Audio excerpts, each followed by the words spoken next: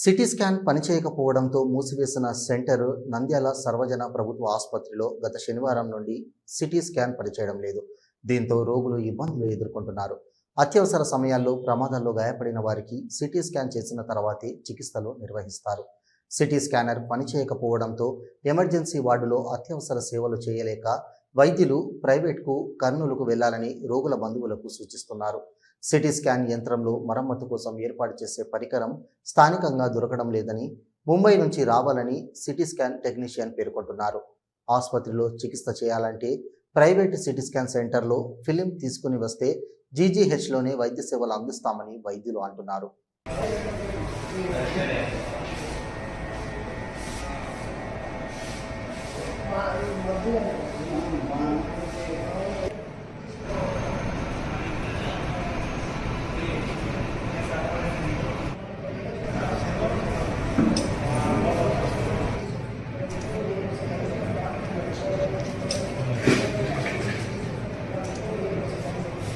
నంద్యాల జిల్లా కాకముందుకు నంద్యాల జిల్లా జనరల్ ఆసుపత్రిలో ఎంఆర్ఐ స్కాన్ కానీ సిటీ స్కాన్ కానీ లేదు, డాక్టర్ దొరకడం లేదని చెప్పేసి కొత్త సాగు చెప్పినారు. జిల్లా అయిన తర్వాత ఎంఆర్ఐ సిటీ స్కాన్లకు రేడియాలజీని నియమించడంలో కూడా చాలా నిర్లక్ష్యంగా వివరించారు. ఈ మధ్య కాలంలో చేస్తున్నారు అని అనుకుంటే ఇప్పుడు గత వారం రోజులుగా సిటీ స్కాన్ కానీ ఎంఆర్ఐ స్కాన్ కానీ లేకపోవడం వలన ప్రజలు అనేక ఇబ్బందులు పడుతున్నారు. గవర్నమెంట్ హాస్పిటల్కి వెళ్ళేదే సామాన్య ప్రజలు, డబ్బులు లేనటువంటి వాళ్ళందరూ.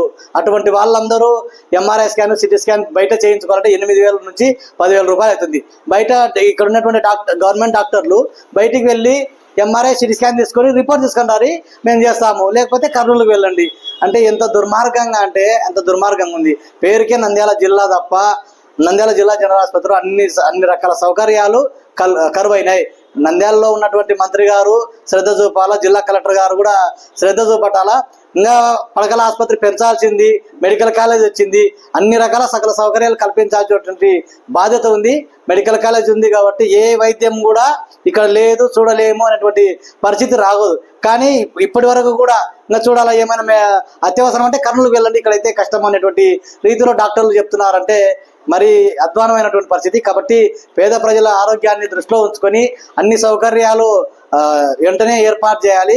ముఖ్యంగా ఈ సిటీ స్కాన్ ఎంఆర్ఐ స్కాన్ కూడా అందుబాటులోకి వచ్చేలాగా తీసుకురావాలి. గత వారం రోజులుగా లేదంటే ఎంతమంది ప్రజలు ఎన్నికపోయి ఉంటారు, ఎంతమంది ఇబ్బందులు పడి ఉంటారు.